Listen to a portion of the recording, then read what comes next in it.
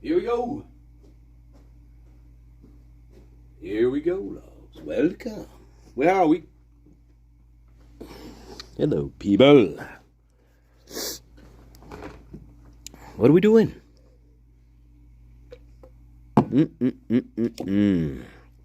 All right. Good. Well, let's see.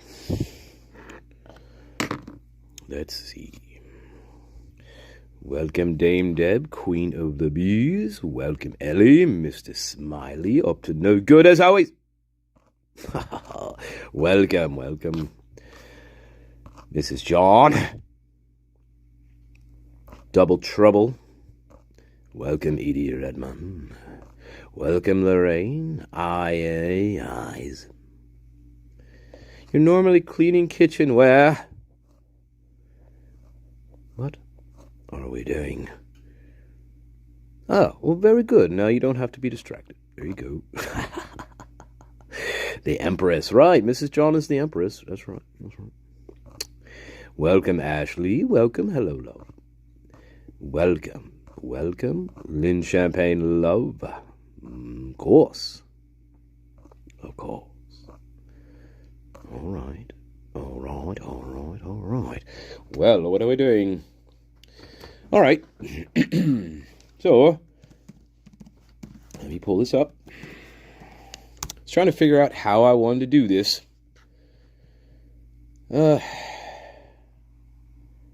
Yeah. So, what I really wanted to do was... All right, here we are, guys. Hello. I was like, well, do I want to do a video on my own and analyze this audio first and then upload it? Or do we do a live, right? And we listen to it. I think that would be the better way to go, right?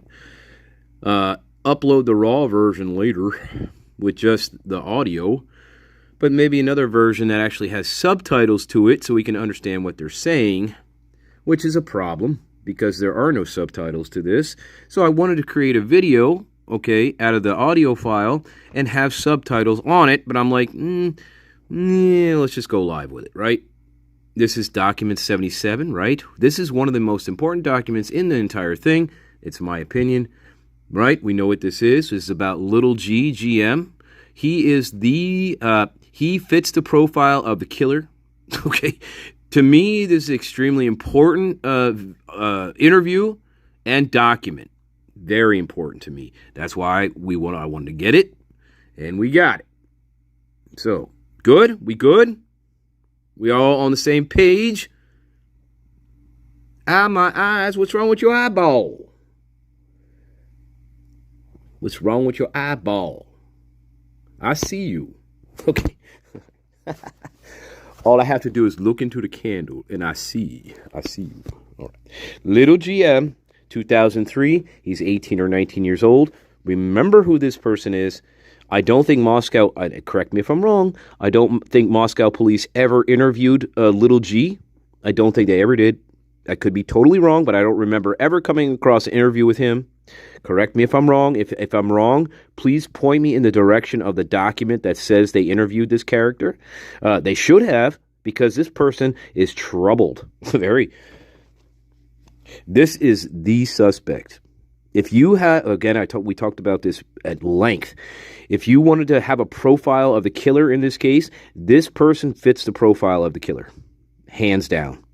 And so what I'm looking for in this audio, what I'm listening for, is how serious are we taking this interview? How serious are we taking this? SP, who is reporting this information, right? How serious is he about this? And how serious is Chief Fry taking this information? That's what I'm listening for here. Yes, there are redactions, of course, with the names, all right? But we're going to get to hear the tone of what this interview is, how we're interacting here, if we're taking this seriously, and so on. So that's what we're little G, baby. GM.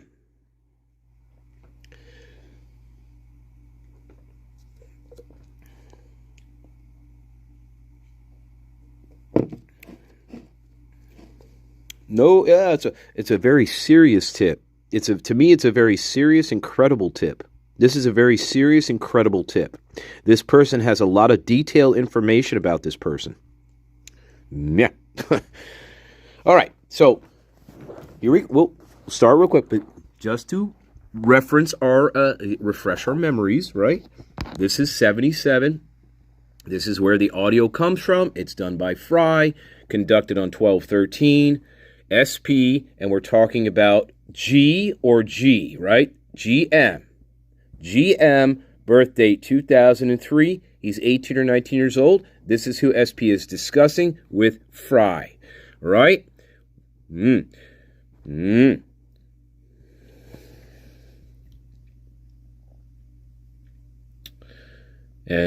once again, I want to point this out to you guys. I want to point this out to you real quick. Come on now. We're getting there. This was not reviewed until January 10th. Okay, 2023. Why is that important? Well, again, this is after Brian Kohlberger was arrested. That's why that's important. So, this is the audio of this thing. Hour and 25 minutes. All right, so let's go.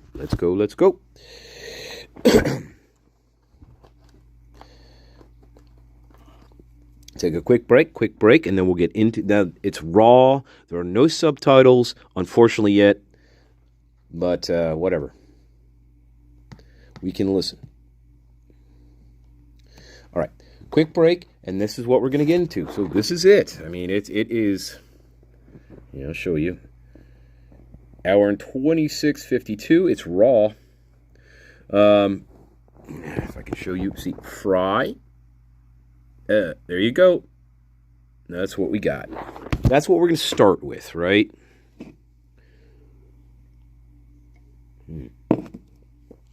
Okay.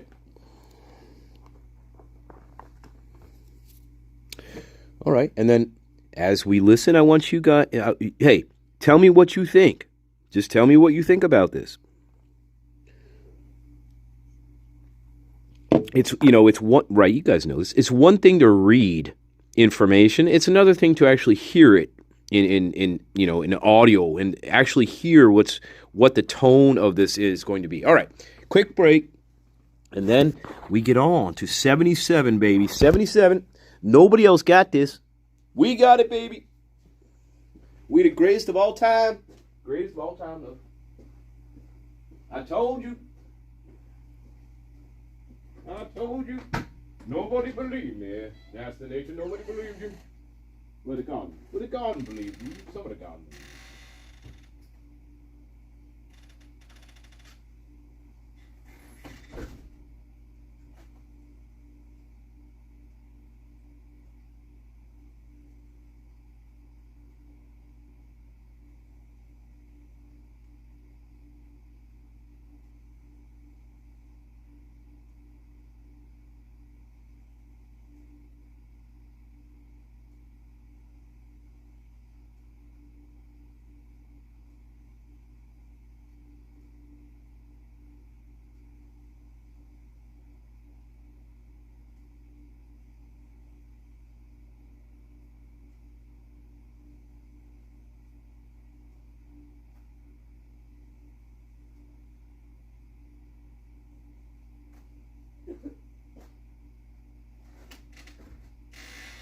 All right, let's see. All right.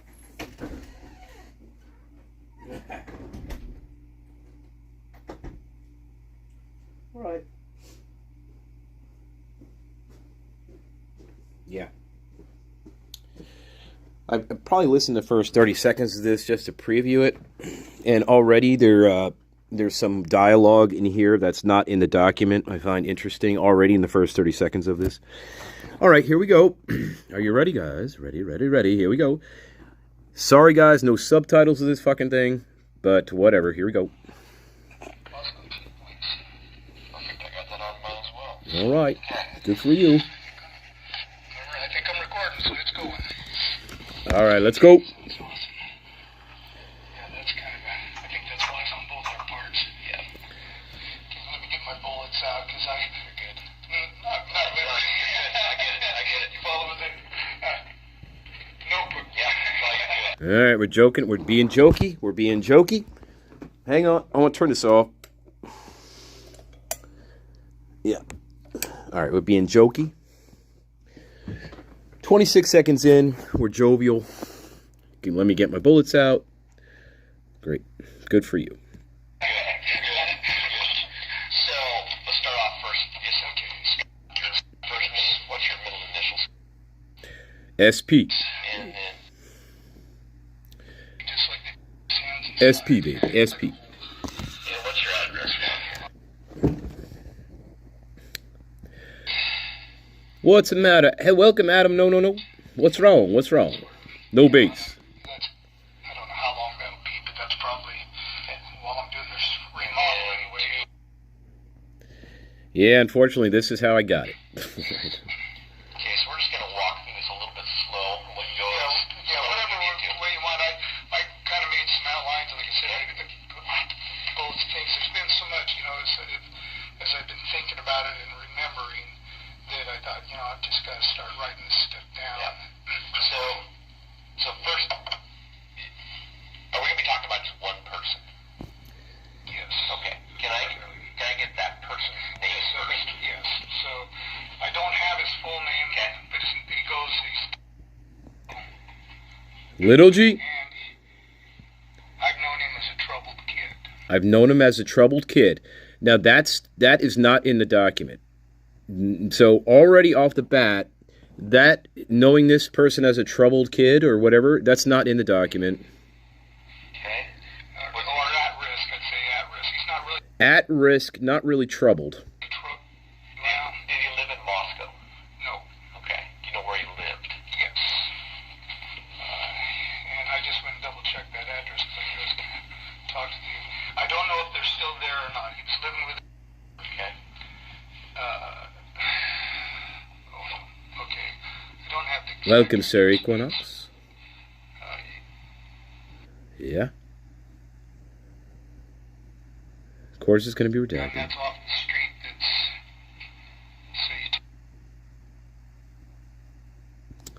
the street. All right, great.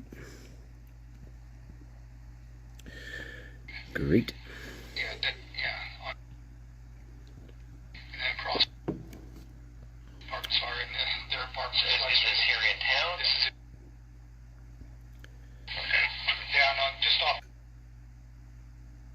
All right. the freeway. Okay. So you take that. I agree, Ellie. This is important. And you turn. And then it's that entrance. There's two different entrances to that. Apartment complex, right? Mother was living there, and you may know that's daughter. That used to be, and I don't know what the child's last name is because it's his dad's last name, and I just knew him as. Didn't need to know more than that. So let's go back a little bit. Just off. God damn.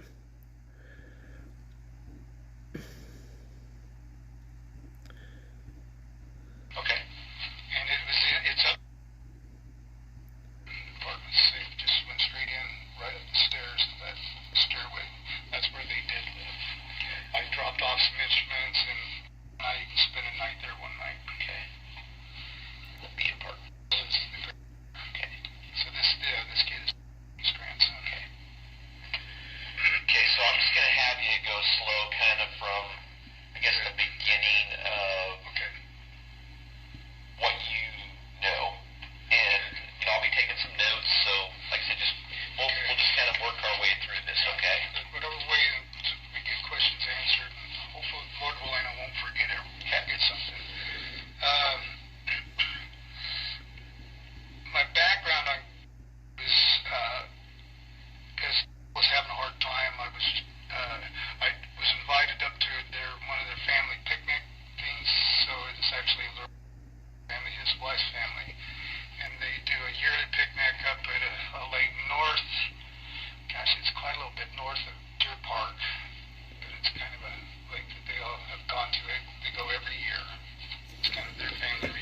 going on for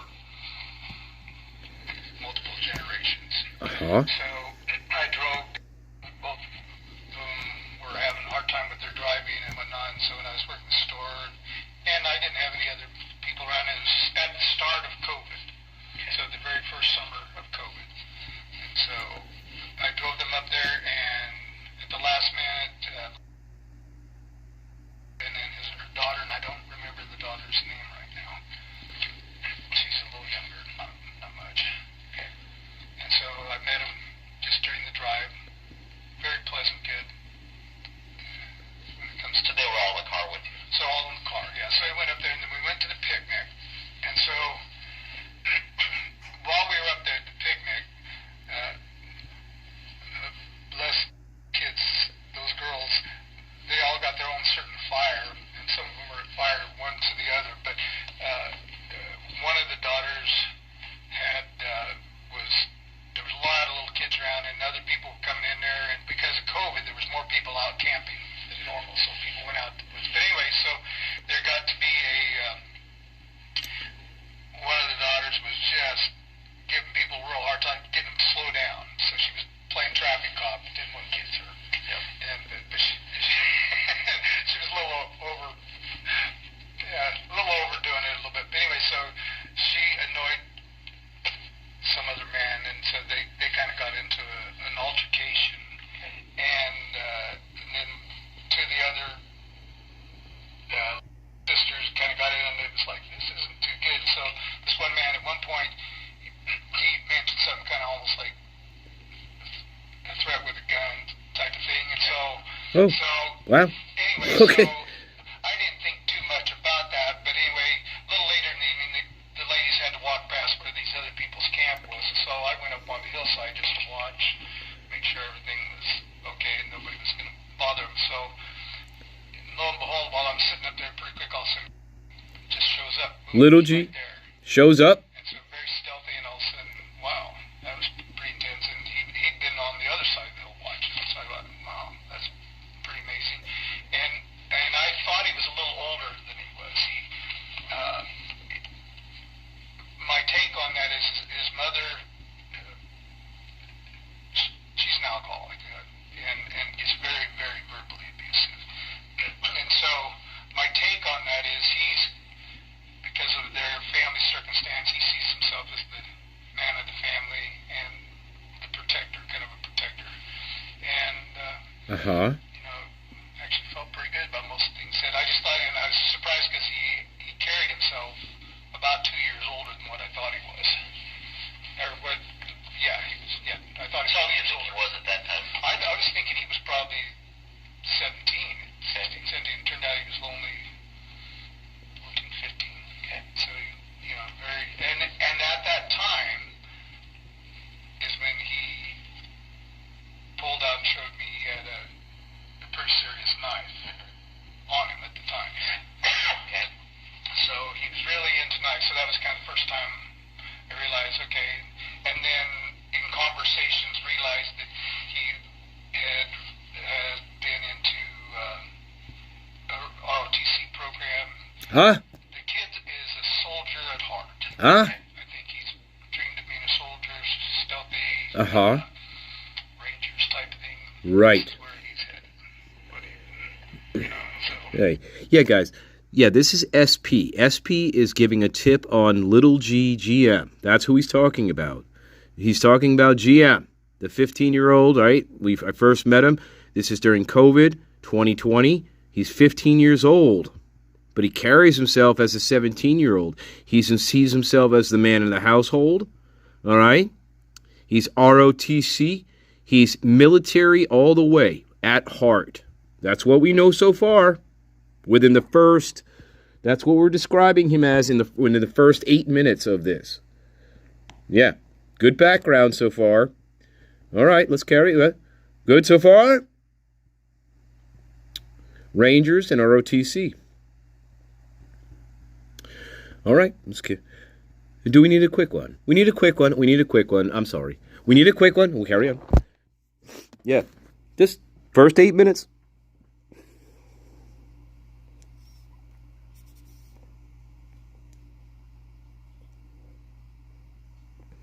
Yes, indeed.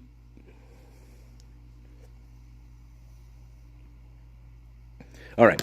I promise we are going to get through the whole thing. All right. Yeah, didn't they, Dame Deb? There's a lot of information so far that I agree that's not in the document. Little things so far that are not in the document. Exactly. That's why it's good we have this, right? Yeah, little things are left out. Yeah, which I think as we go along here, this is gonna get worse as we go along here, in terms of what they left out. But we'll see.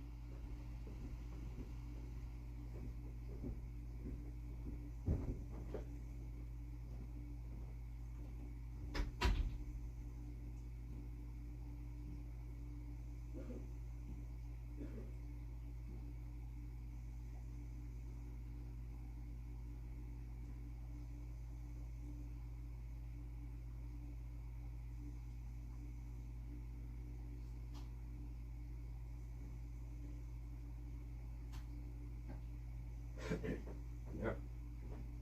Well, we getting it. You don't try to mess around now.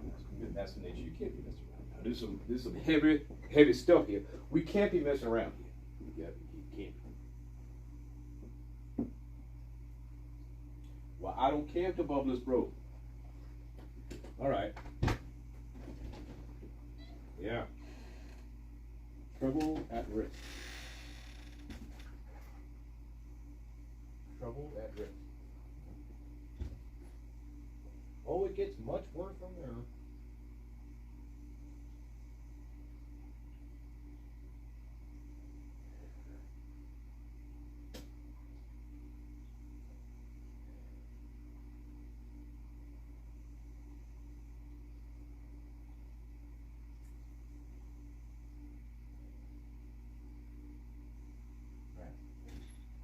All right. Yeah. All right. I'm trying to keep the brakes at a minimum here, guys. All right, let's get on.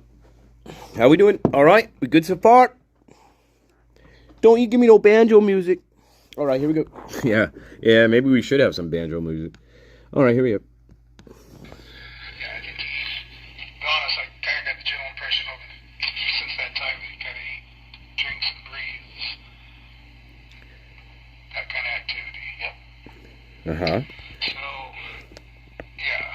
So, he, over the, let's see if I want to jump from there. Let's see. So that was when we first became acquainted. And then, Fine.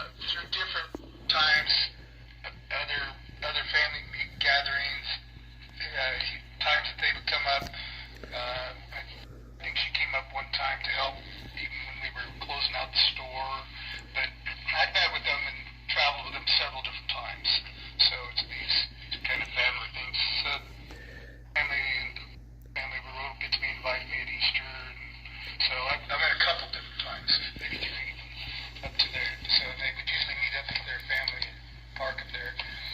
But another thing about was he wasn't hanging with all the regular crowd, the other cousins and stuff.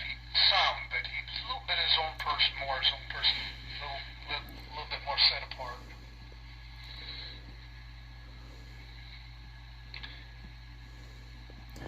Uh-huh. Okay. So, Right. that's been my overall first impression was he was kind of a protector,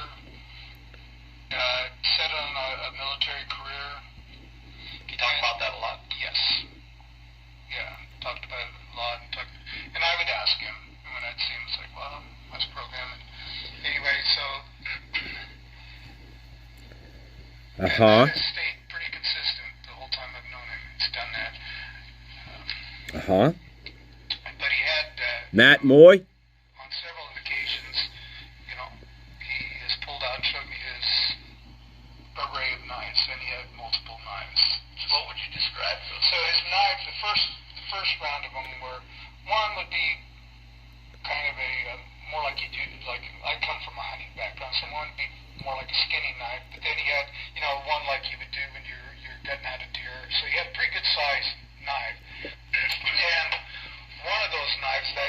first night, it was more of an assault type weapon, but it wasn't real huge. But I'd say probably that one probably 7-inch blade, maybe I don't think it's 8. More like one that you'd see a typical deer hunter take up as his main knife, and then of course you get out the deer and then he pulls out his skinning knife when he pulls his skin. So yeah, so he had an array of those, and you know. He had an array of those. And each time he traveled, he had those knives. When he would come up to Moscow, he had those knives. I'd seen him pull them out about 3 or 4 different locations. Okay. There's a good chance that if this all falls through, the weapon you're looking for may be still sitting in one of those hiding spots. And I'll give you that information too. There you go. Don't let me forget to do that. I'll write myself a note. One of those hiding spots. Probably the knife is probably still there. So yeah. Yeah. Did they ever search those locations? That's the introduction to him. Okay, and that's always been kind of the case. Okay. So Absolutely, absolutely. This is very important. as far as I know, he was staying on that track. Last I heard, his grades had kind of dropped a little bit. There was a question. I kind of got it secondhand through his granddad that if he didn't get his grades up or something, he might not get into his military program that he was wanting to. And Okay. Yeah. And then I was always kind of worried about him because every time this mother would get 3 sheets to win and get verbally abusive, I thought, man, it wouldn't take much for this kid to snap at some point. I mean, she could be very, very verbally rough on him. So. Yeah. But it's kind of, yeah. Yeah. I don't want to sidetrack here. It'd be real easy for me to go chase a rabbit here, so I think I'll. Okay. So that was my initial meetings, and that, like I said, went to multiple family functions with them, and usually I drove back. And then they would come. Now, as they traveled, so you would probably have a hard time locating him because they always she had lost her license from drinking, whatever. So when his mom would travel, and they traveled, and the daughter, they always traveled via bus. Okay. So they would go on the coach to Moscow. They would go back on the coach unless some family member gave them a ride. Would drive. Right. Okay. Right.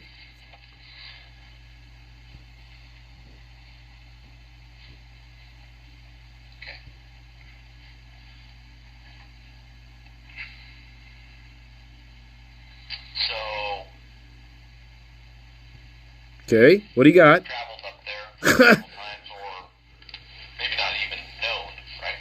What's that? Did you always know when they were up there? Up in Moscow? Yeah. Not always. But probably, while I was there, usually 90% of the time, because I would stop by. I spent a lot of time in his backyard around his little fireplace stove there. Yeah. And we come over there and hang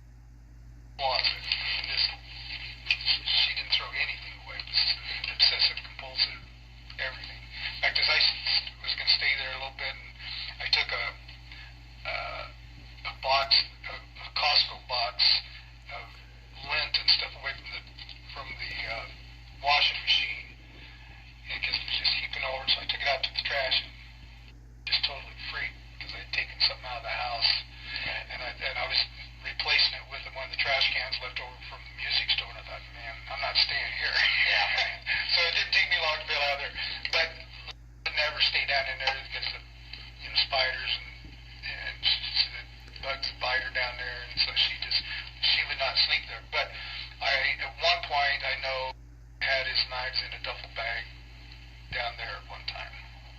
So he had pulled them out of there. And I think he might have, if he transported the knives, I think he might have transported them under the cardboard of the duffel bag. So I don't know that he always transported them. I kind of got the impression that he just kind of kept them stashed up there. Okay? Uh-huh. And while I'm on ball with the locations that I know I'd seen him pull it out from the wood pile. Uh-huh. One time. Wood pile? What's the address? That's on... That's on King Road. Who knows? Queen Road. No, I don't know. Walenta. I don't know. Probably 2 blocks from the house. Who knows? Yeah. Back this way. Yeah, right behind. So one little street runs behind his house. The other one, maybe they'll find out. So then, it makes kind of a C shape. There's a house on the corner. Uh-huh. The road behind him. So, like a lot of times when I park, I always parked on the. It might be Lubin, but I think it's Lubin Fluid. Whatever that it starts with L. Sure. So, but anyway, so there's 2 sheds there, and he would either sleep on the picnic table, she would not sleep in the house, or she would stay out in the shed. And I ended up just this summer putting a roof on that shed. It took me 2 years to do that. So at the end of that was the last time I saw Gabe and his mom. And so and there's a whole event. Gabe. So his name's fucking Gabe. Right? That's his fucking name. That's his first name is Gabe. Correct? Well, we didn't redact everything, did we? Well, we got a first name now, don't we?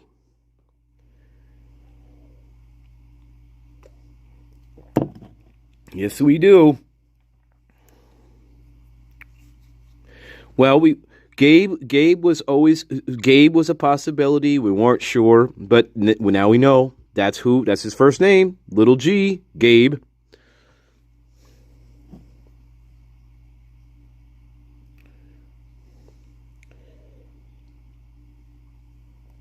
Well, Gabe or Gabriel, that's correct. All right, Terry Lynn, real quick, what are you talking about? Harsh, 9 hours ago. What does he have? What's going on there?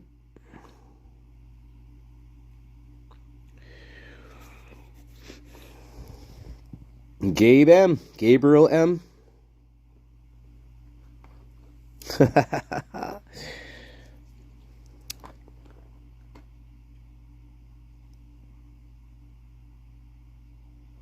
Well, now we know.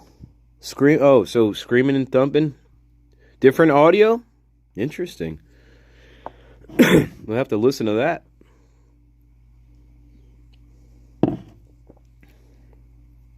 Wow. Okay, we'll have to check that out at some point, right? All right, hey. All right, real quick, 2 seconds. Thank you, Moscow police. I love you. Good. It's good to get this stuff, right? Because, sometimes we forget to redact some things.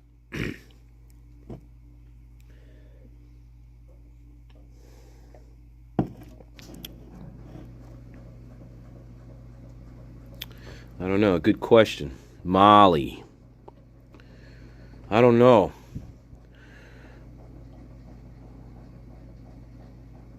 What do you mean, same audio? I'm confused. What are we talking about here? Same audio what?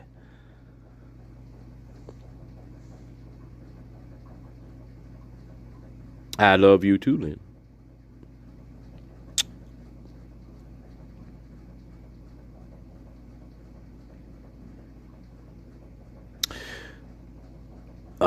So wait, I'm confused. Somebody else has this audio? Is that what you're telling me?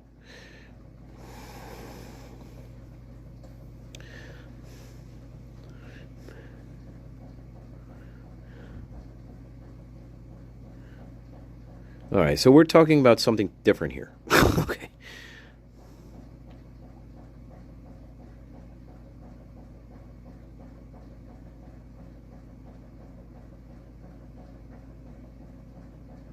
Okay. All right. Well, let's focus on this. Okay. All right, real quick, 2 seconds. We get back to this. Yes, indeed. Yes, indeed. What I'd like to do after this is just a premiere of this, guys. But what I want to do is I want to upload a version with subtitles so we can fucking actually really understand what they're saying.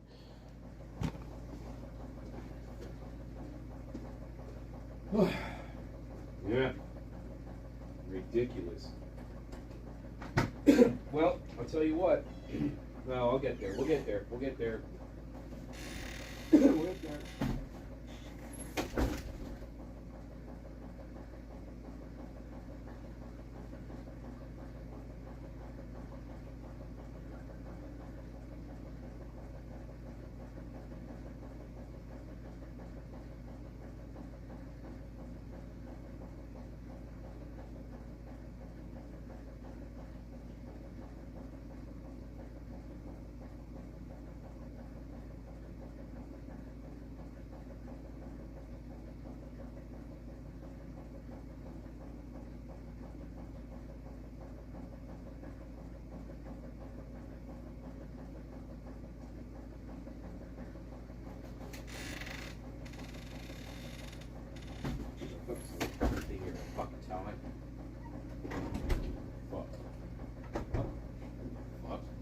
You don't got fucking this. Anyway, carry on.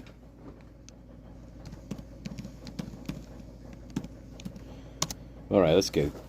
Let's go. Let's go. Let's go. Here we go. The shadow event for what we're dealing with took place at that time. So you said that, but the locations. Yeah, let's go back to those locations. So the location, he's in the shed that's got the new roof, it's long, and then there was an old shed that we hauled all the trash off out of. Yeah, hang on. I'm sorry, guys. Yeah, let me turn that off. Sorry, guys. So deep in there. Hang on. Sorry, guys. Yeah, I gotta stop the train.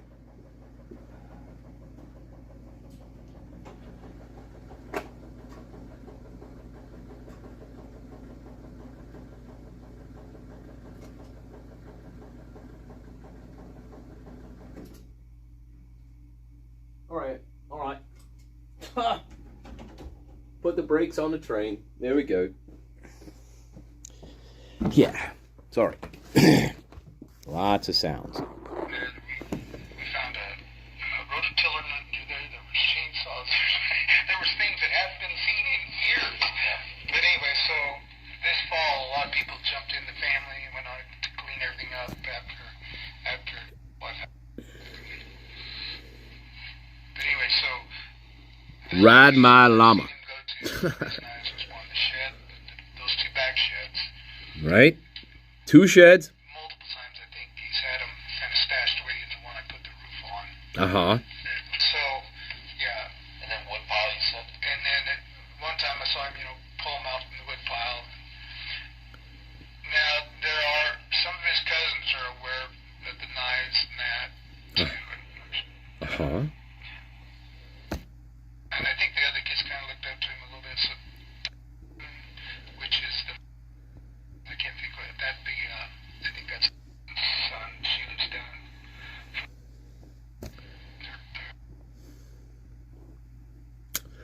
Uh-huh. But the dad lives up there in Moscow,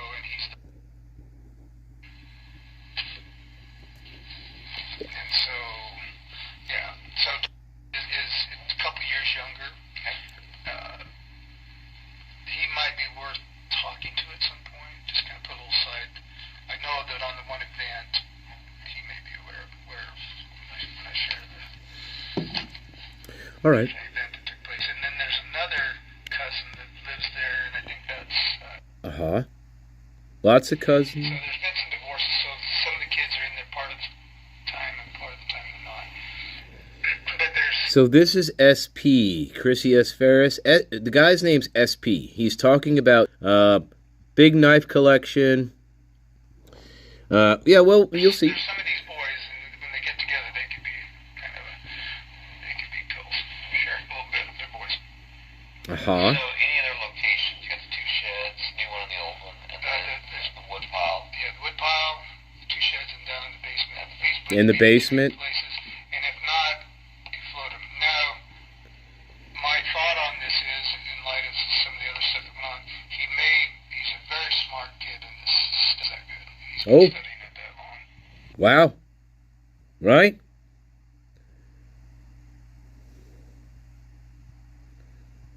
I think that's important to know, right? He's been studying, well, that's what he says. He's been studying it that long. This is the kind of kid who can will pop up out of somewhere and you have no idea that he's fucking there. Okay. Right?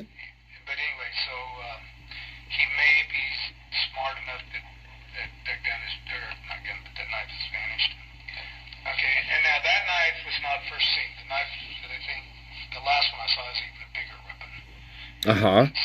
Even a bigger weapon, right? The last weapon I saw, it's probably got a 9-inch blade. 9-inch blade. It would go right up under a rib cage, right to a heart. Yeah, there you go. Also has, well, I mean, He's describing exactly what this kind of kid, what kind of knife this kid would be using to do this stuff. It's kind of both those. It's an assault knife. It's an assault knife. Yeah, of course. It's a K-bar, maybe. Actually, it's probably not even a K-bar. It's probably something much deadlier than that. You know, this kind of look. But it has also the tear barbs. So, this tip's pretty sharp and long. If I remember, the last one showed me it was longer. Uh-huh. Maybe a little longer, and then these barbs were back here a little further. So this type where they, slice in and tear out. Got barbs on it. Where you can tear flesh. Where you can cause gouges to people. Right? Remember? I'd never seen that knife before the last time I saw it. Never saw that knife before. Another one that was a lot more serious. Yeah. Actually, kind of made me nervous. But I would consider, remember they'd always talked about Jim Boyd's knife. So I mean, it's big. This knife is big. I don't know if it's as big as, who knows how big. No, what is scary about this is we're talking about an 18-year-old to 19-year-old kid. That's who we're talking. We're not talking about a 30-year-old military guy. This 18-year-old wants to be military. This is what he fantasizes about. He fantasizes being in the military. He's already in the ROTC program. I don't know if it's at college with Mr. Matt Moy and his friends. I don't know. Possibly. Go ahead, Alice, Karen.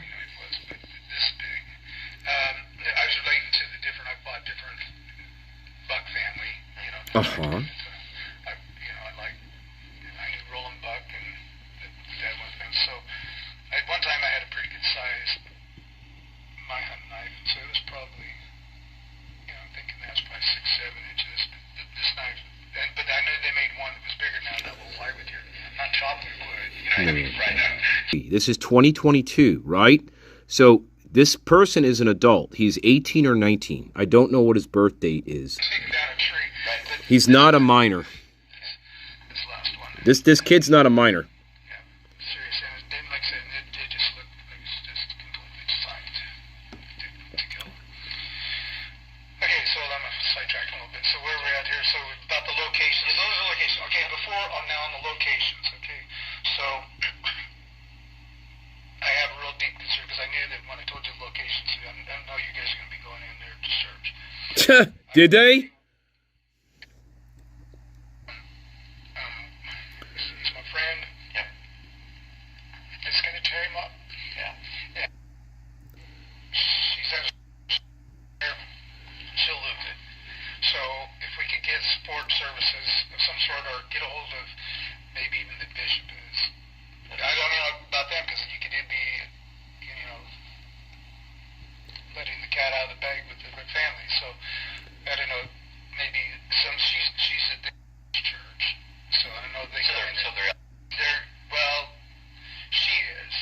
Wait. Going to me, he was going to Wait a minute. she's at the church. So Wait. I don't know, maybe she's at the church. So I know they're well, Something at the church. she is. He was going to me, he was going to do with me over for a while. He was coming and doing and he was really liking it. I got the general impression the family wasn't too thrilled about me taking him there, but he just says no. He says I'll never. He says they all think they're going to convert me, but Right. Okay, we're talking about the church. But he was not doing well when I left there. In fact, I tried to get him an appointment with a neurologist. I mean, he was just literally shaking and couldn't get out of a rut and hurting, and he felt like the medical field was failing him. So, and then right after I left, and I got this secondhand. You might talk to him. He told me that Good evening, White Rabbit. Welcome, love. Welcome, Glenn. to take I'm chasing you again this evening, White Rabbit. himself. Don't forget that. So did do that. I don't know if he ever made it to the neurologist. I'd ask. Now, I don't know who he's talking about here. I don't know if he's still talking about GM or if he's talking about somebody else getting them to a neurologist. I'm not sure if he's still talking about Gabe. I don't know. Get in there, he said he would, but by that time I had to get down here and try to get. How long ago was that? Good. Okay, so when I finished up the job, I went and looked last night. Went back through. I kept a journal through the years, and This guy, I'll tell you what. One of the things I wanted to hear in this interview was what was the tone of this interview going to be? Was this person serious? Was this some nut job who's just making up shit, to get somebody in trouble? This guy seems very serious to me. And not only that, but he also he has taken notes of these interactions with this person. He has kept a journal. He said he's kept written notes about this stuff. I think he's taking it seriously. more about what's going on with that boy than I did, but I didn't. But the last time I saw him was between the end of May and probably, I'm thinking June 15th. So I can double check my notebook, but I think I'd finished up the job about that time. So I went in there in the spring, spent two or 3 weeks, maybe 2 weeks to go put a new roof on that shed.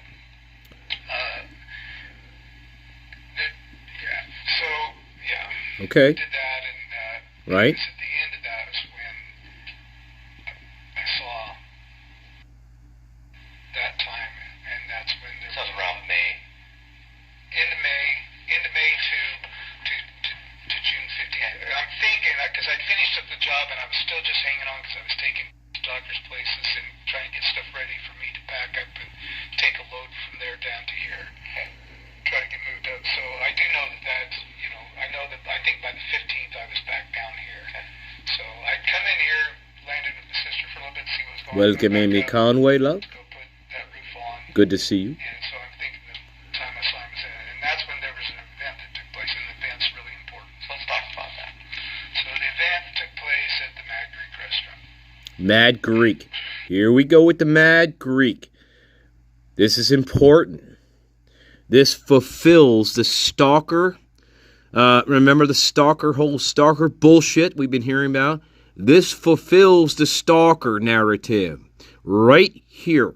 This fulfills the stalker. Yeah, it does. And, well, okay, quick smoke break. Now we're going to get into the Mad Greek stuff, okay? This will fulfill the stalking element to this case. It will. Yes, it does.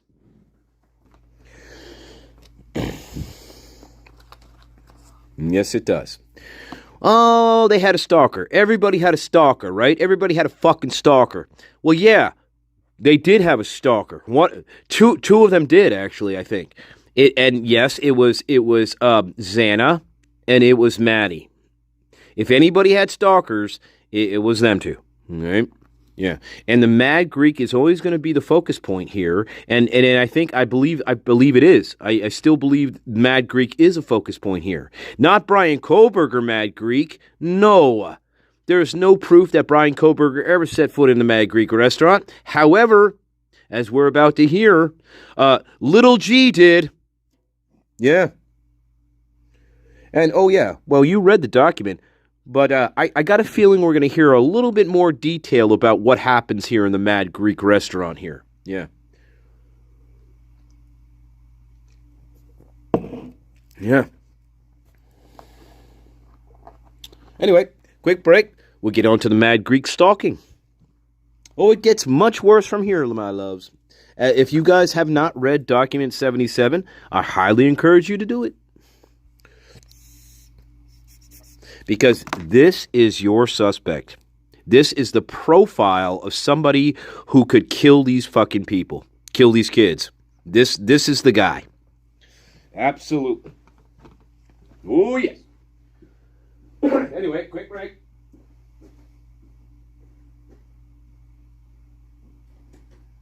Quick break. I am the greatest of all time. You cannot supplant me, love. You cannot supplant me.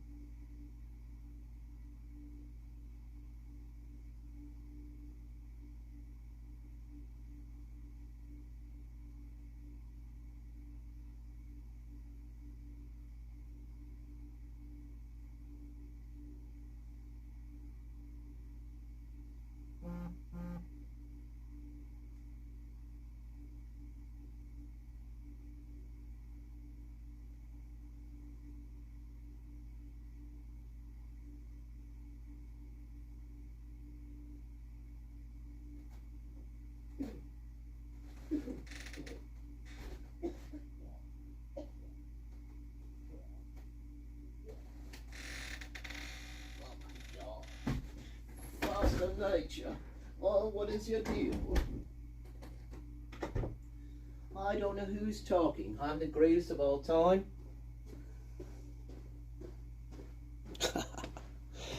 All right.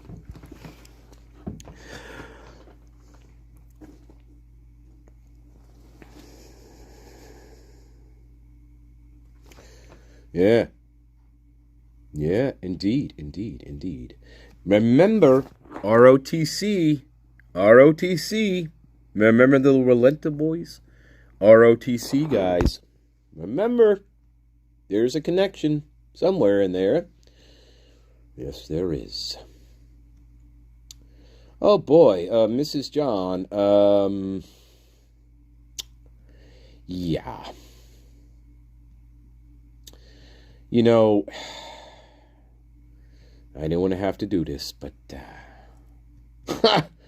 I'm going to have to. Here we go, and well, you know, it's all right. It's all right. We can take a break from the seriousness for a minute. Where else are we gonna go? And no,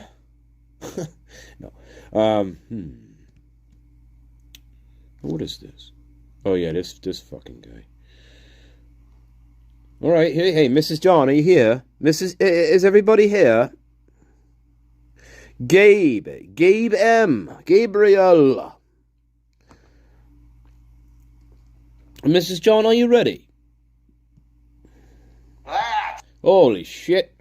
Of course I have to narrate. Here we go. Here we go. Ready? All right, Mrs. John. 100-year Butterface Siren Butterfield Battle War. Well, year 28. Here we go. Let's go. Oh my God, Master Nature. Pepperoni, spaghetti, red. Oh my. Yeah, you better fucking wash. I ain't eating shit you're fucking making. Oh my, what the fuck are you doing, man? Master Nature. Oh my. Oh, Lord. Don't you fucking hiss at me. Yeah. A pepperoni. Yeah, you're a fucking pepperoni. Well, you a fucking pepperoni. You're a fucking pepperoni. Marinara sauce. Yeah, I wouldn't even try it. I wouldn't even fucking try to open a can. You're a fucking pepperoni. And no, I ain't trying this shit. All right. Master Nature, why do you have me narrate this shit? Oh my God. Stir. Yeah, you better. Yeah, you stir. Oh my God. Italian seasoning. Yeah. Oh my God. Cream. Yeah, you cream. Your head is creamy. Spaghetti. Yeah, spaghetti, love. Oh my God. All right, we got some bread. Hey, Master Nature, hey, take a look. There's some fucking bread that you can feed me.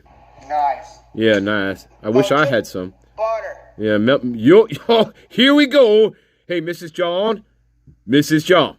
We always talk about, well, we know what's going on here, okay? This kind of matches this. Now, we get into the butter siren face 100-year war here. All right, then. Oh, here we go. Now we got a little, now what is this? SPG. SPG, MS. You putting MSG in your fucking spaghetti? What the you putting MSG on your fucking garlic bread? Oh my fucking God. Parmesan cheese. Oh my God. Lots of farting tonight. Most definitely. Oh my fucking God. Get this fucking thing away from me. I'm done with this. Yeah, you are fucking out of your mind. Get the fuck out of here. I don't give I ain't. Oh my God, Master Nature. Mrs. John. How do I get roped into your fucking walls here? I don't even want to fucking be here, man. You fucking rope me into this shit. I get roped in, and then I have to narrate this shit. All right.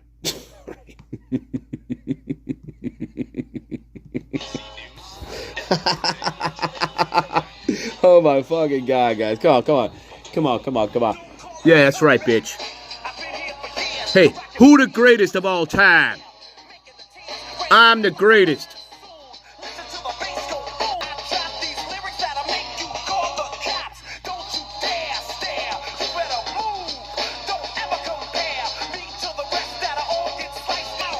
I told you.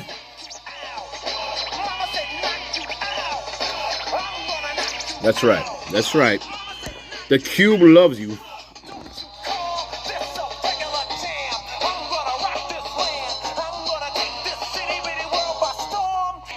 All right, LL, what are we doing? Let's get back to what we're doing here. I am the greatest of all time. Don't forget it.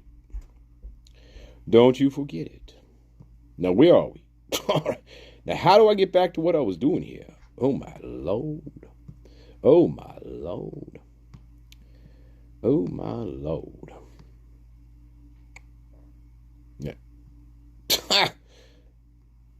Good job, asshole. Now you don't even know what you're doing. Oh my God. What a joke. Yeah, well, it's here somewhere. I don't know. Where did we go? What happened? What happened to it? What happened? Oh, yeah. All right. Perfect. I got that out of my list. So there was things that hadn't been seen in years. But anyway, so this fall, a lot of people jumped in the family and went on to clean everything up after what happened. It's enough that another cousin that lives there. And I think Another cousin. Another one who's going to be a lot more serious. And actually kind of made me nervous. But I would consider, Right. we always talked about Jim Boy's knives. Jim Bowie's knife. But by that time I had to get down here and try to get. How long ago was that? Good. Okay, so when I finished up the job, I went and looked last night. Went back through. I kept a journal through. Keep a journal. It was really slam busy Okay. on the Saturday. All right. We're at the Mad Greek. Or on Sunday. So, because that would be the days of and I knew that Welcome, satire. Occasionally she would eat there too. Anyway, so I was sitting there in the back eating, and besides sitting back at the tall tables back across from where their bar is. Hey, Mrs. John. We should slip him something in that spaghetti sauce here. Okay, yeah. And then we should just turn off the stove and be like, yeah, you're going to be sleeping for the next 3 weeks, all right? You're going to be Rip Van fucking Winkle, all right? Because I don't want to hear your fucking shit. And no, I don't want you cooking in my fucking house because you're going to burn my fucking house down one of these fucking days. And I don't need that. I know that the boyfriend that died, that he came out from the back and actually served me my wine. So he was there, whether he was really working there or not. But he was back there, and he may have been part of the staff there. I don't know, but he ended up helping out, serving. The girls were kind of busy up more toward the front. Somebody had taken my order. I know that. So, whether I got just... Did you know by name? No, well, they had been introduced to me, but other than knowing them as just nice young people that waited on me, and knew that... Welcome, Nasty Nate. Good to see you, my friend. And 3 of the 4 had been in there. The 4th one, she may have came in there at some point. So while I was in there, I was sitting back there, and then as I looked up, all of a sudden, and instead of the... you know about what time of day this was? So, okay, this is a month earlier, or 5 months earlier, so let's see, so... God, that's a good question. Was it a lunch or... I think it was probably... Well, I would do, if I was doing lessons... Okay, if it was on a Sunday, I would have probably been at church, watching things, so it would have been early afternoon, okay? If it was Sunday, Saturday, would have been probably similar. I think lunch or early afternoon. It could be evening, but it wasn't late evening by any means. All right, great. 3 to 5, 2 to 4. If anything, no, I'm kind of thinking just by the sunlight that it was more toward noon or morning even. And so it was earlier in the day. All right. 12 to 2. All right. Fuck. Who cares? 12 to 2. I need a spliff. Give me a spliff, Ellie. My bubbler's not bubbling. I wasn't paying too much attention, other than I was kind of surprised to see him there, because I don't think I knew he was in town. And he was down there. And I think the other cousin came in, the one that's closer to his age. But I don't think they stayed real long. But the event that happened is, okay, so... the waitress that they'd been waiting on me, and then all of a sudden down there, so the one waitress, she engages in a pretty intense conversation, and then pretty quick there was another one on the other girl was there, so there was 2 of them, and then the guy came out from the back, and they triple teamed him in this debate. Everything was gone, and I'd seen these kids kind of do that again. So what I gathered, and it's something I saw at the college, the old guy coming back to school, was there's in the liberal mindset, they've kind of gone to what my daughter gave me the name for it. They're calling it cancel culture. And so they're going to delete you. And I've had it just boldly be spoken, and I'm not sure if I heard it in the restaurant or not there. I mean, but I've heard this very firmly said. It's like if you challenge one of us, you're going to have to deal with all of us, and we'll delete you. And basically, when we're out, we'll destroy you out there in the that sort of thing. So, okay. Evidently, a conversation that had taken place that looked like it got pretty intense down there. So, do you remember what 3? It was the boy, and I believe it was his girlfriend, and one of the... So, Xana and... And then one of the... Seems like the one that had a little darker complexion, and the one blonde, one of the blonde ones. And I don't know if the other one showed up or not. At one point, but later in the day, I made a point that when I did, what was that all about? And that's when things really kind of opened up. So let me just write this down. Yeah, write it down. But I did see that. So I did see that. I'm of the mind, and I'd heard the kids in debates with other people before there. And, you know, when I was at college, you had liberal views, and my view on that is that's time for people to explore, find out. Back in our day, it was like you got into open, heated discussions if need be, and it was like, but there wasn't this kind of like, well, we're going to wage war on you. There was debate, and you thought and reasoned, and, you know, we'd actually learned to debate. So, this whole I'm going to destroy you attitude coming from the leader, I could tell it got pretty good, but the demeanor on was, I kind of got the general feeling that just from what I looked at him, he was just kind of enjoying it. And I know he was, some of the things he was throwing out, I think he threw Second Amendment out to him. You know, and so I kind of got the idea that, just even from the distance, I couldn't hear everything, but I kind of got that. And then later when I talked to him, that was kind of the case.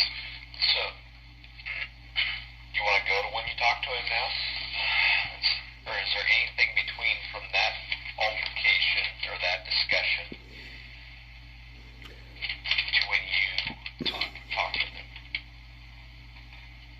Yes, there is something else that took place in between. So, later, I was in the backyard. So did he stay and eat? So let me go back there. Did he stay and eat there? I don't think he did. I think he ended up leaving. Okay. I don't think. So the person talking, his name is SP. That's the person talking. He's talking about Gabe M., who is 18 or 19 years old. He is the person this is the persons of interest, right? Gabe. He is the psycho. Okay. He's the one. No, as we see here. Well, let's carry on. Other than having maybe a drink or whatever, soda or whatever, I don't think he stayed. And the other kids that had come by, they were there kind of maybe far, but I think they bailed out. Okay. So now you're... And his sister may have been there, but it's like, I just kind of looked up and it was in the family, and I just thought, oh, the kids. So this could have either been Saturday or Sunday. Okay. Might have been Saturday at the farmer's market, but I don't think so, because I think the place would have been more packed, so I'm thinking it was Sunday. All right. Backyard. So, backyard. Yeah. Right, Deb. Yeah. And, Good idea keeping a journal here. So I'm in Dale's backyard. Welcome, Dame Sophia Love. Welcome, Creamy Rope. House. Maisie. Oh. Why do you have to bring her up? And this is really important. Yeah. Okay. Just screaming at him. And given she's 3 sheets to the wind, I can tell. And she's just really, really lashing at him. And it's what she said, and it was so harsh, and she's harsh, but I've never heard her so harsh. And here's what I recall her saying was, like, and she was so demeaning about it. You're just a loser. You're just a loser. You're gonna end up spending your whole life in jail. You're ruining my life. You're gonna ruin your life. And so she was really upset about something. Where he was doing or where he was going on. I'd never ever heard her be that intense. And she was really upset. I mean, it was just tearing her apart or whatever it was. But she was drunk. And so that really stood out to me. And I was standing there every time. But I didn't, at this point, memory, there's some real serious things going on with the meds and what's going on with him. So at the time, I know we both stopped in our tracks. And I think I said, man, that's harsh. I said, Dale, it wouldn't take much for that boy to snap. I said, you can't take that kind of verbal abuse that much. So, and it wasn't until I mulled it over later about what she said, and that's been just more in the last couple of weeks when I thought about,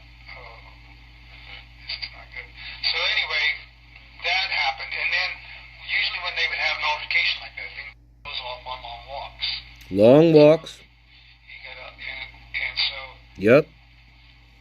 I remember thinking when I talked to him, I'm going to ask because I was concerned about, man, you know, your mom, that's harsh, you know. What the fuck was that? So, anyway, so then he took off. He was there, took off on my walks, and I think she just went and laid down, went to bed or whatever. And then I ended up going back to where I was staying, left there for the evening, ready to go in. He was tired. So, but that going for walking, that wasn't the first time I'd seen him. He'd go on these long walks and didn't come back till way early in the morning. Uh-huh. So, Yeah. then I ended up coming back. It was like the next morning or so. So I'm not sure which day. Anyway, I came back and I was cleaning up some tarps and some lumber and stuff from my job, getting stuff out of there, trying to get ready to get out, to get back down here. So I was over there, and it was like in the morning, and came through, and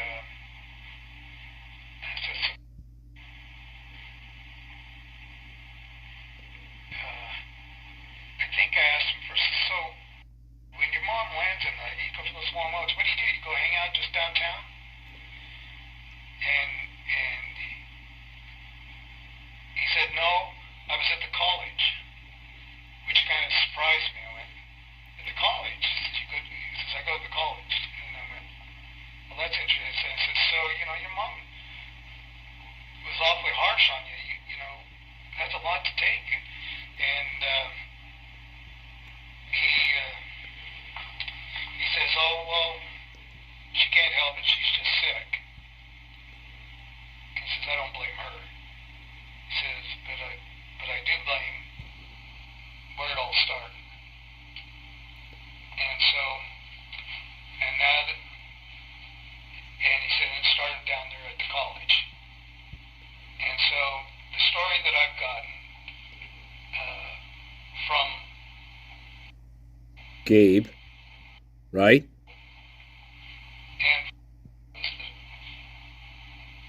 maybe even heard it from other siblings, Lana's siblings, that had gone when she was in high school, had gone down, had been lured to go into a party, one of those party houses there. So the one that I'm thinking it's the same one that's in your investigation. SP. Either that or the other one. They're kind of known as the two main party houses. Anyway, so the impression I got was she'd been in there and was told that was where she took her first drink. And I've heard her be bitter about it. But the level of animosity is a little more than that. And I'm of the mind, and I don't have proof of this, nobody has really said it, but I'm of the mind that something more happened to her. She was in high school. I think she was either day raped or maybe even gang banged or whatever you want to call it. So I'm Well, that's not good, is it? All right. We're going to quick break, okay? Yeah. Hey, no matter how you look at this is a very, to me, this guy, we'll get there, okay? We're going to take a quick break, right? So this is where it all started, right? Supposedly. Yeah. Interesting family dynamics here, man. Anyway, quick break. We pick it back up. Yeah. Hey, I'm glad we got this. I'm glad we got this interview. I think this is extremely important. You know, it gets worse. It does get worse. Oh yeah. It gets worse.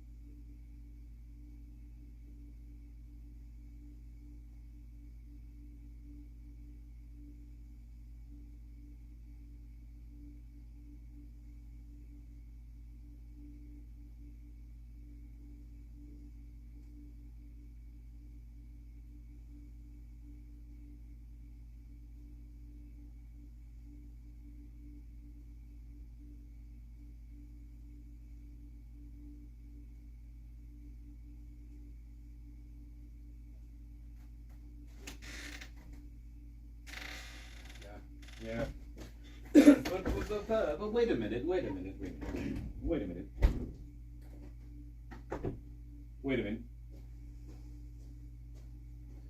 Just wait a minute.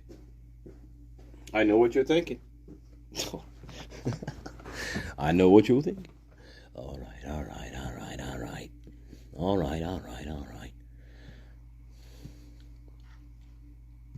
But, yeah. Hang on. I know what you're thinking. Here's something, though. I wasn't sure if you knew about this. I hope you do. Because, well, you should.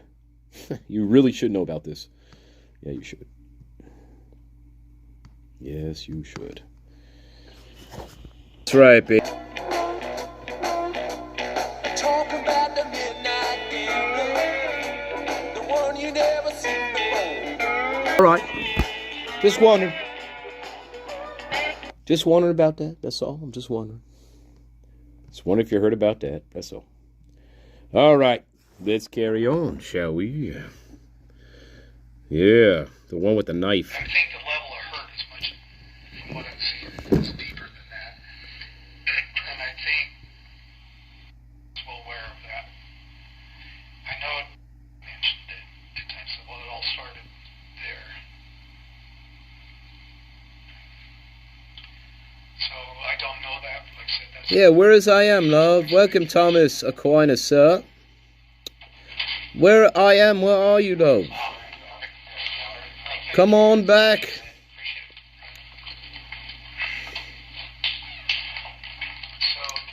I hope Bing is okay. I hope you're okay. So yeah, I got the impression that was it. So in my conversation with him, as well, since I don't blame her, and I also asked, so what was that all about up at the restaurant? So I asked about that. He says, oh well, Lord help me get these, make sure I got my facts straight on this. But he said, well, I followed them up there. So from the college, he followed them to the Greek restaurant. Uh-huh. And he indicated to me that he had kind of baited him in that conversation. Uh-huh. At the restaurant. The bait thing. Yeah. And he says, I knew exactly what I was going to say in my answers to him. He said, and I didn't hear the whole conversation, but I kind of gathered it involved around. Yeah. Follow him. And then he also told me, he says, yeah, and those 2 girls, and he says they're lesbians. They're lesbians. And then I think he addressed he actually addressed the idea of, well, if somebody wants to kill you, they can use any tool they want. They can use a knife, they can use their hands. The gun's just a tool. So, I mean, I got the impression that he went down that debate a little bit with him at the restaurant. But I don't know that 100% because I didn't hear it. But he seemed to indicate that was kind of the 2 planes. But he did make mention about the 2 girls. And then that's when he kind of opened up and said that then he indicated that he had, after that, and when he went on his walk, a long walk, so the walk was in the evening. This was long after the morning thing. But he went, so I'm getting the impression he'd been there several times. And he said he went back to the house, and he said I was there when they came home. Oh God help me, this breaks my heart. Okay. You said they came home. He said I waited. Girls or... At the house. He says I waited till they came home. So I'm assuming everybody. He says I was in the house when they came home.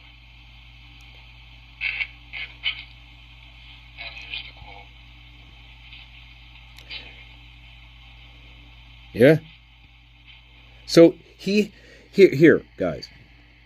Now, you could say to yourself, this guy is completely making all this up.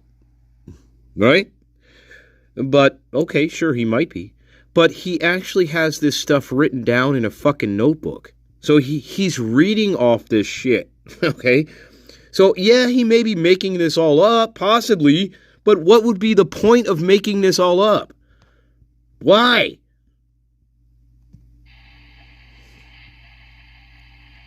Yeah, this is, I'm telling you, this is little G. This is Gabe M. Right? This is what he told this guy. Well, it's worse. Yeah.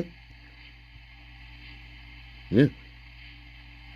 Keep going, man. Keep going. I could have killed them all if I wanted to. Right. That's what he said. He waited. This is what happened. Little G waited for all of them to get home. He was inside the house. Somehow he got in there. And he said to SP here, I could have killed them all if I wanted to. That's what he said. That's what he said to him.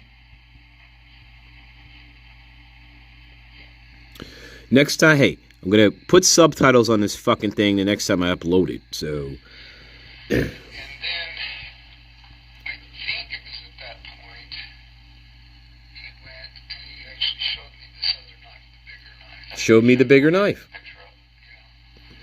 other one, the other smaller one he had was similar to this too. It had the barbs on it, but it wasn't near as big as this last one. The last one, I don't know whether it just kind of shocked me and then I was spinning from.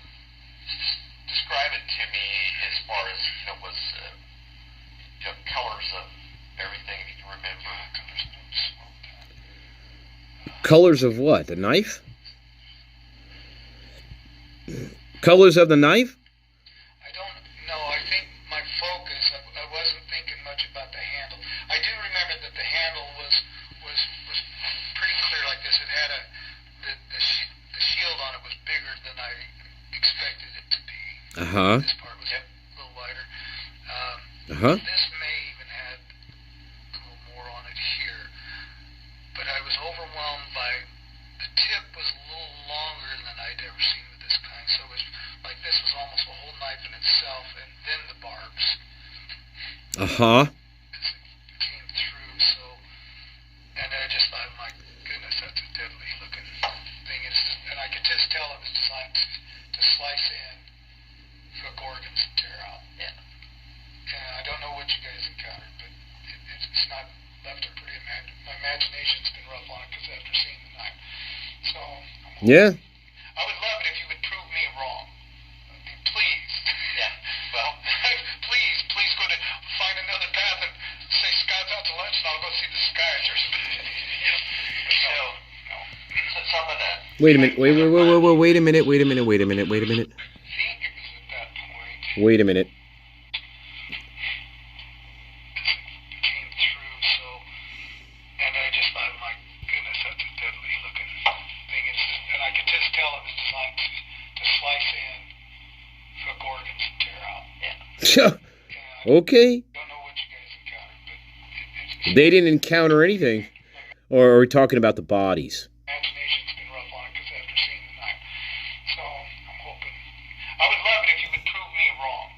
I mean, please. Yeah.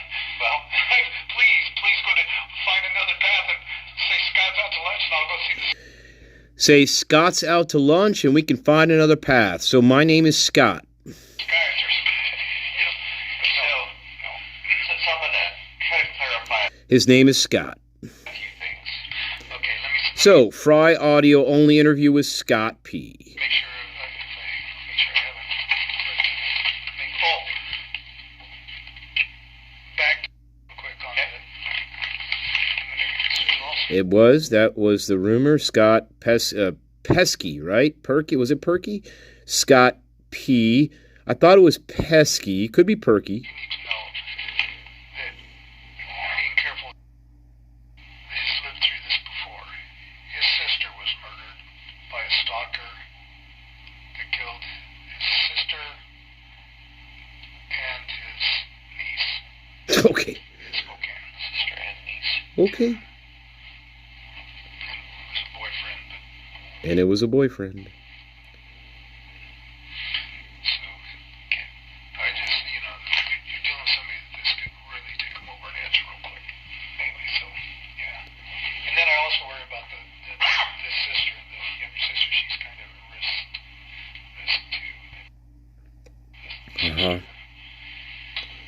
too. You know, like posing bodies together in a bed. Think about this. Let's think about this for a minute. Yeah, we're going off on a little bit of a tangent here, but right? Because Gabe M and his sister would share a bed together down in the basement of that house in Moscow. They would share a bed down there, right? In a big bed, just like the victims. All the victims here, right? Well, 2 of them, right? So, yeah. Actually, I think what we were trying to do here is, when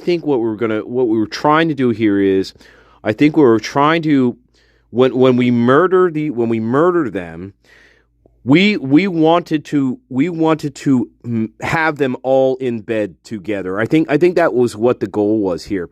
And Xana, here's my thought on this, right? When it comes to G, my thought was that Xana, of course, she's the one that fought, right? She's the one that we know fought. And so that kind of foiled things, I think, for this character. We couldn't have them all in the same beds together, right? Maddie and Kaylee in one bed, Xana and Ethan in the second bed, and ironically enough, we find Bethany Funk and Dylan Mortensen also in the same bed together, which is ironic, right? So I think here, which is very odd, right? So everybody's supposed to be in the bed together, dead, right? Except for Dylan and Bethany, which is just an interesting little parallel here, right? Because Dylan and Bethany, they also went to bed together in the same bed, right? Maddie and Kaylee were killed in the same bed. Ethan and Xana should have been killed together in the same bed. However, Xana, that did not happen. Xana was awake. She fought this character and ended up getting killed right there on the floor, and she was left there on the floor. So that's what happened. But my guess here was, what we really wanted to do here is we wanted to make sure that they were all in bed together, all like the way the bodies were supposed to be. That, I think, that was what our goal was here. I really do. Anyway, that's just a side note. Yeah, because there's a lot of psycho drama here with this character. There's a lot of psycho drama.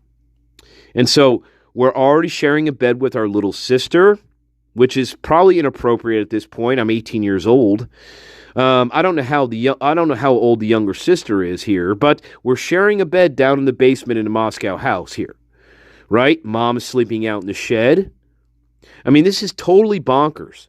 This whole family dynamic is absolutely out of the fucking world. It's crazy. It's dysfunctional. It's out of this world. So who knows what's going through this kid's head, right? But if I'm posing bodies, right? If that's true, if I'm pushing or posing Kaylee and Maddie together in the same bed, well, that may be because that comes from my experience of, sharing a bed with my sister, anyway, that's a tangent here. Of course we can't prove any of that, but I'm just thinking through here what I want this crime scene to look like if I'm the one doing this and I'm Gabe. How do I want this to look, right? How do I want to kill these people, of course, but how do I want them to look? Maybe like brother and sister, maybe like 2 lesbians sleeping together in the same bed, that kind of thing.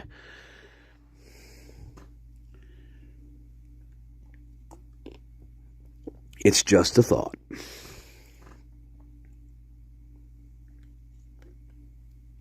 But I do find it ironic that there is symmetry here. There's symmetry between we have two victims in the same bed, we have two survivors in the same bed together, and we were supposed to have the other two victims in the same bed together.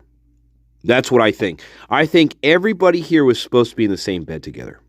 Yeah. Now, well, Dylan and Bethany are the outliers because they didn't get killed. However, ironically enough, coincidentally, right, they end up in the same bed together as well, which is weird. Isn't it weird how that works? Everybody's in the same bed together here, except Xana. Now, Xana and Ethan should have been in the same bed together, but that's not how it worked out here, right? That's not. We know this, right? Xana was killed right there, fought off the attacker, right? And was killed right there on the floor. She died right there on the fucking floor. Anyway, let's carry on. Just an observation.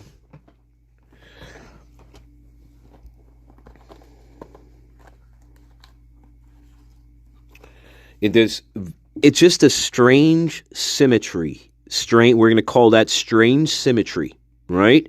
Victims, two in the same bed, two survivors in the same bed, and the other two victims, Xana and Ethan, I believe should have been in the same bed together. Something went wrong. Ethan, yes, he was killed in the bed, but Xana, no. Xana was up. She was up, and she, unfortunately, I guess we didn't bother to put her in the bed. I think that would have been a horrible mess trying to do that. And so we just left her right there on the floor. So anyway, quick break, just an observation. Let's carry on with Scott P. So, Scott P. and Gabe M. Good thing we got this fucking audio because we didn't redact everything. I love yous.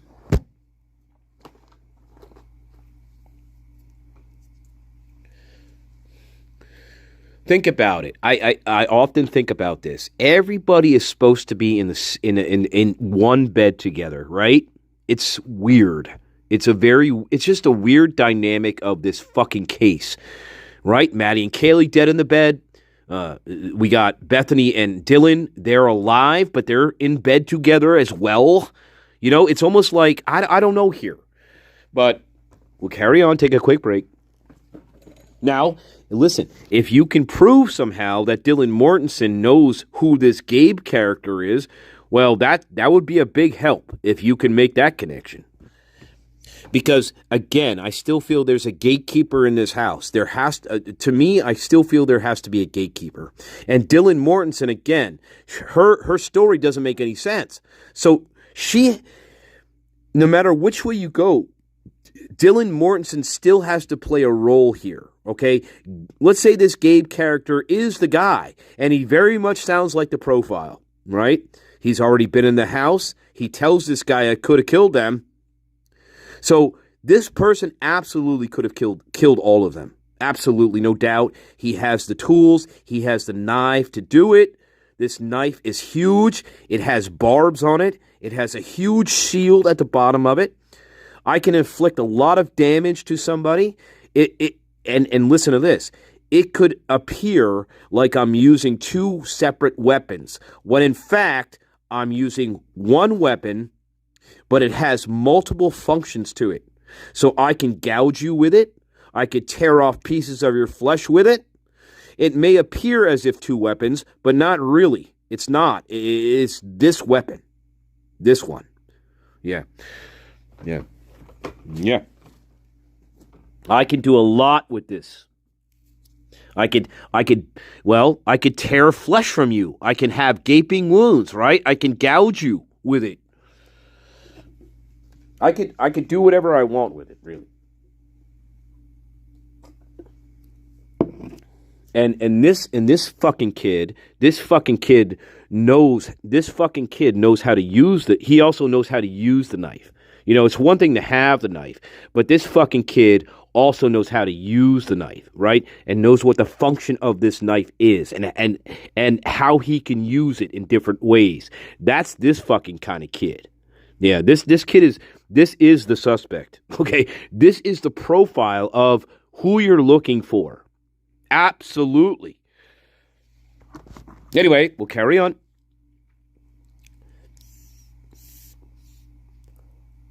I just wish my fucking bubbler would work. But, well, we can't have everything we want, right?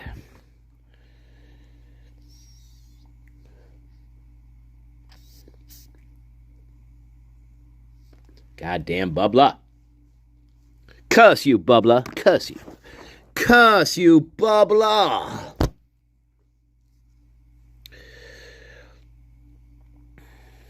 Yeah. All right, quick break. We're going to keep going with Mr. Scott.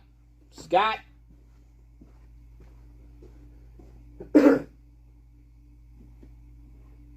Somebody give me a goddamn hookah, you cocksucker. Man cannot live on beer and titties alone. We need a hookah. God damn you all. The things I do.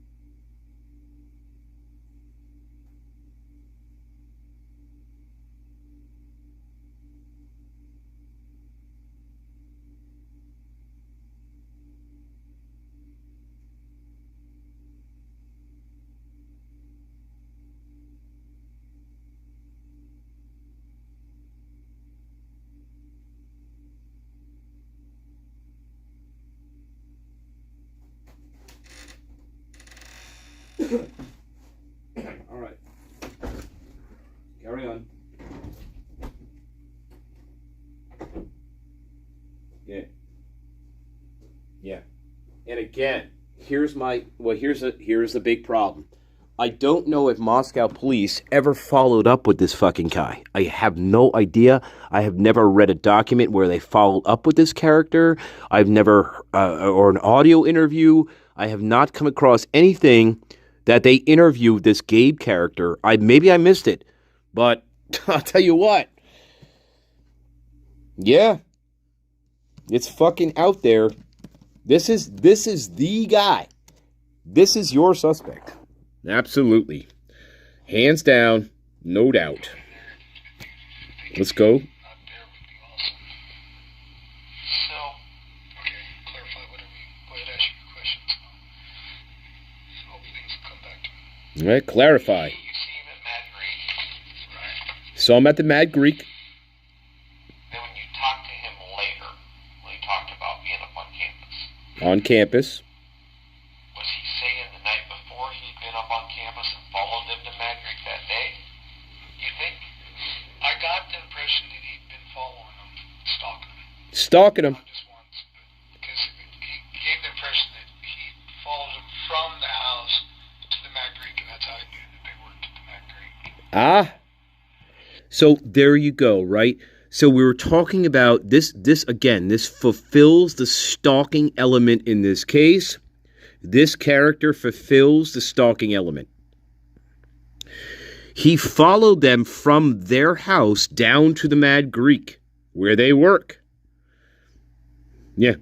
And this guy, Scott, has the impression that he's done this. This is not the first time he's done this. So, yes, if there's a stalker in this case, here's your stalker. And we're stalking Maddie and we're stalking Xana. That's what we're doing. Okay, so that Yeah. kind of came across to me. Yeah. And then I realized that he was also saying that he went back there when he went on his long walk. So he went back to the house. Went back to the house, and that's when he was there. That was after his mom had her explosion. Yeah, that was after his mom had Remember about what time of day that was? Was it evening? evening. That was evening. Probably. Oh, I wouldn't imagine you two. It was dark. So you know. June. Right, Dame. Welcome, Mountain Love. Welcome, Dame Mountain. Mountain of the God and Love. Hey, you're one of the best. You got the best. Welcome, Snow Pea. I love you. Welcome, Snow Pea. You're correct. It's sad. So I was just kind of curious. So where do you go? You just go hang out downtown? And that's when he said, no, I go to the college, which totally wasn't expecting that. Right. And then he talks about going to their house, being in their house. He said, yeah, I was there when they came home. I was there when they came home. I was the one who left the front door open. Yeah, maybe.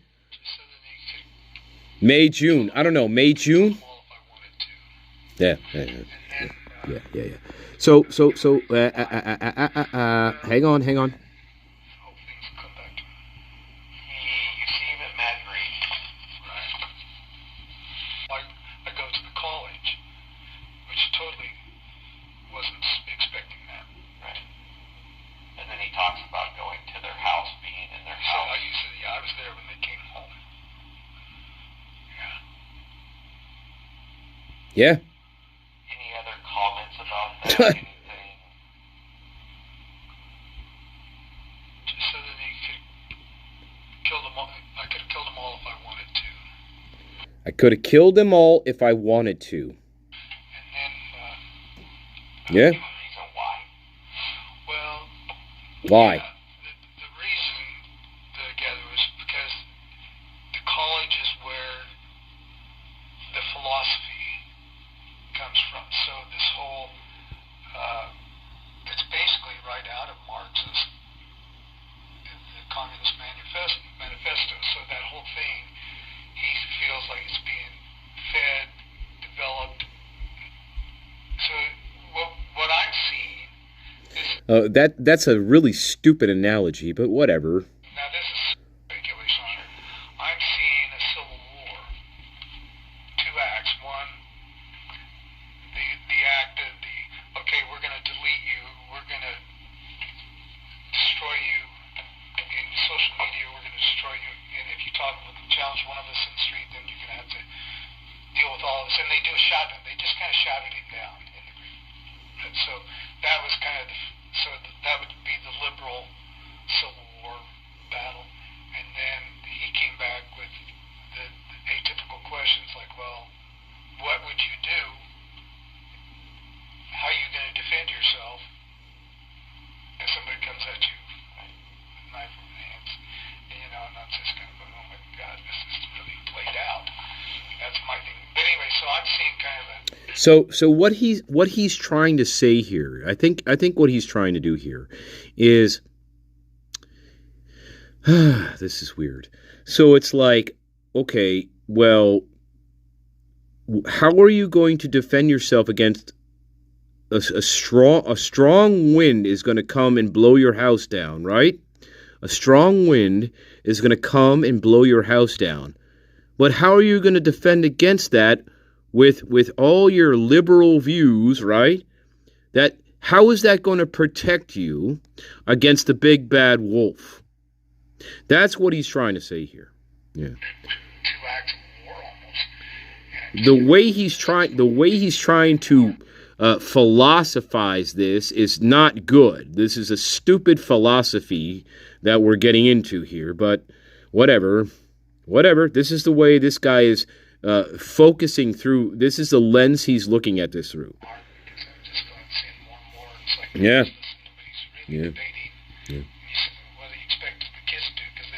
Welcome, Beef Supreme. Welcome, Terry Lynn. I love you. So I'm just kind of, yeah. So, he indicated that, yeah, it's like, no. The fact is, he says, no, it's not I'm not mad at my mom. He says, but but we need to strike it where the heart is. So he's coming from a total soldier's mentality. Take out the machinery.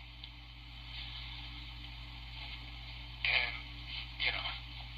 take out where the source is. So Take out the source. Don't just dodge bullets. Uh-huh. So Yeah. he's coming at it from, Yeah. he's going to train this man. This is just a war. Yeah. And he's messed up. Yeah, I would say. Yeah, messed up. Definitely. And Yeah. Yeah.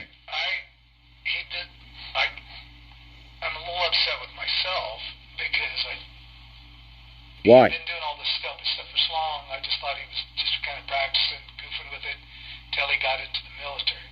So Okay. this is important. So the deal is, so he's scheduled.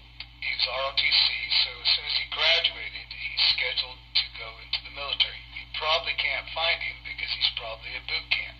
And so he's probably 17 now, and this is just my thought on it. But he's 17. He may have just turned 18. 18. I think he needed to be 18 before he could go in. He's 18. So I think he did a test run on this whole thing back 5 months ago. I think he's turned 18. He is 18. Pulled it off. He's out of there. And then escaped into the military. I'm thinking Right. the place you want to check is bus lines. Bus lines.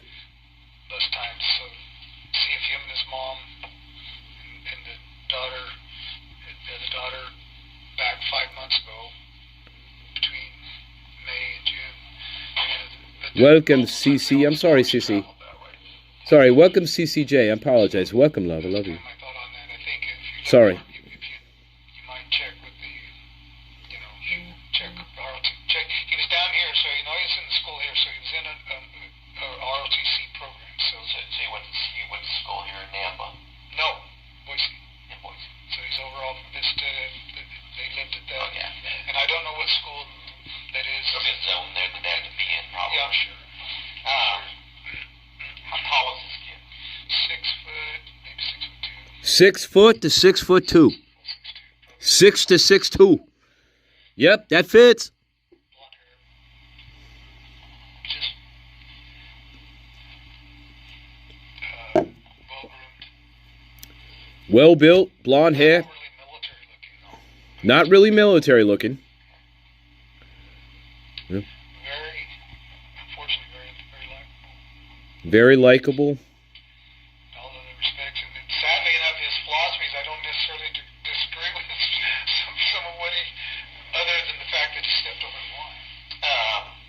Decided to Yeah, that's weird. Clean look. In good shape because he's probably getting ready to go in the military. Pretty good shape.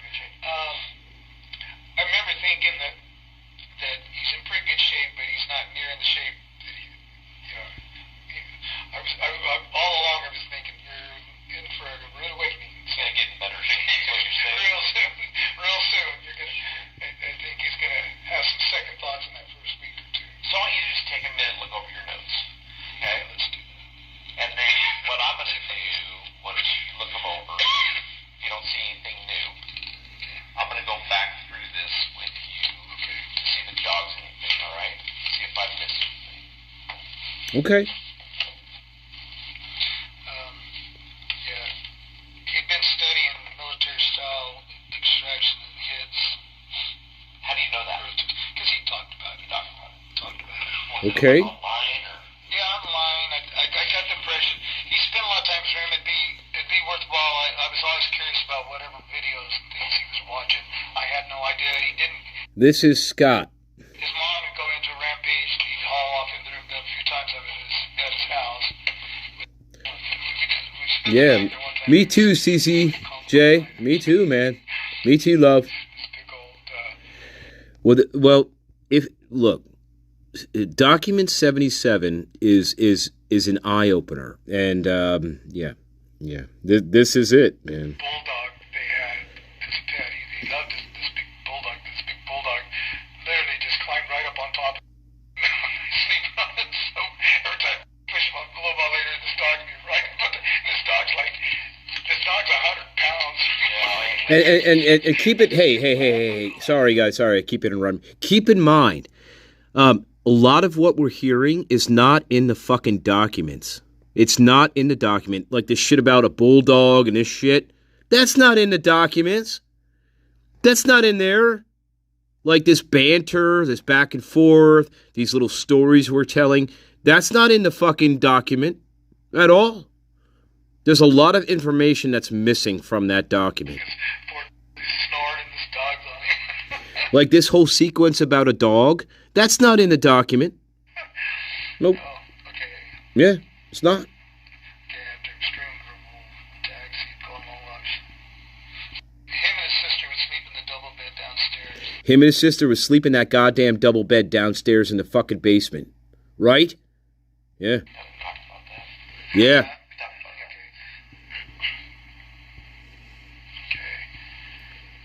And his fucking mom would sleep in a fucking shed outside in the backyard.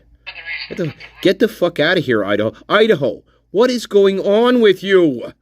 My God. I mean, think about it. But he'd also talk about it wanted to come up and be available to help her dad. And so Yeah, so she travels to fucking Moscow from Boise to help out her fucking dad, who has a house there, right? I think that's what it is. from what I got from when I stopped at the street market. And the mom can't drive because she lost her license because she was drunk and she got a DUI. She can't drive. And so their main transportation is taking a bus back and forth from Boise to fucking Moscow. Moscow. See, that's it. They've done an intervention to her, so she may be in rehab right now. So, Okay. Is that and I think there was, much less than, yeah. And he told me, he says, yeah, they did an intervention. It was not pretty. I got the impression the police have been there, so there might be something to use. So, I don't know. But it sounds like the other siblings finally said we've had enough. Is that what? Yes. So, Always the so one. I'm a little worried about her, too, with this thing. It's like making sure that this comes down. So it does sound like they try to get help for the mom. They sprung some sort of intervention on her. Well, yeah, so we don't stay here all night.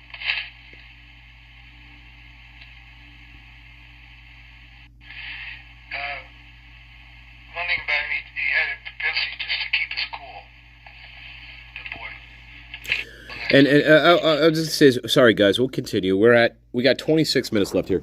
I'm just saying, when I was trying to find out who this character was, this Gabe character was, I found two things about that could possibly fit this character. One was the Renaissance Fair that happened that year in Moscow, and the other thing was I found a GoFundMe page, okay, about this same name, okay. This person was in the military. And there was a GoFundMe for this person who was in the military, all right? He did look like a young person. He looked probably, maybe early 20s-ish, maybe younger. So those were the only two things I could really find about this Gabe character. But one definitely was military related, and the other was related to the Renaissance Fair, where this other this person was taking a video of the parade at the Renaissance Fair in Moscow that year.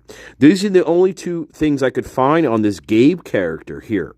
So anyway, quick break. We'll carry on. Yes, I did. I tried to really find who this fucking person was. I did find this GoFundMe. And this person was in the military, and there was some sort of injury, I think, that occurred to this person, and that was it. However, I have no idea if this connected at all to this. But this is a military. This is ROTC. This kid is going into the military right after he graduates. He's already prepared and trained for it. He's taken ROTC probably most of his high school years. So, and this Scott character even says it may be difficult for you to find, maybe difficult because he's probably in the military at this moment. He's probably in the fucking military because that's what I don't know. But, and he even says before that, this was a test run. This was a test run. And then after this test run, then I go off into the military, and that's it. And now I'm in the military, and goodbye. So Interesting. Very interesting here. Not yet, Sandra. Not yet. I have the link, my love. I have the link, love. We are the greatest. I have the greatest God in the world. Okay.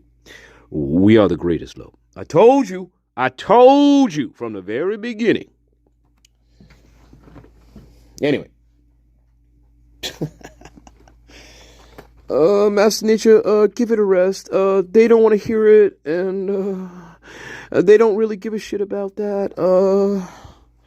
You know, your head is filled with fucking rocks half the time, and it's really disheartening. And Maisie, why did it have to end up like this? Why did your weird ass fucking family have to I don't know. Oh my God.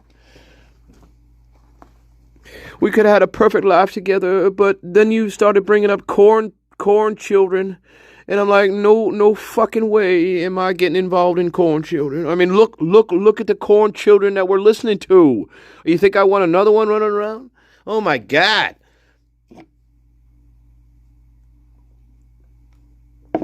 Yeah, Master Nature, I didn't want any more corn children, and I don't want, it would turn out like this. They'd go into the military, they'd kill 4 people, and then they go in the military, and then, like, I get blamed for it, and I'm not having that. I had enough with fucking Ashley's kids, alright? And they're still stuck under the bar in Mankato somewhere. I still haven't retrieved them yet, by the way, and, anyway, quick break. Thank you. Alright. Alright. We'll have to go out stalking now. Sorry guys, I'm going to leave it right there. I got to take a long walk to the college. I got some stalking to do. Goodbye. Where's my knife? Goddamn fucking college. Goddamn college. You fucked everything up. You fucked my whole entire life up. Look at my mom. My mom is totally fucked up. Fuck, no.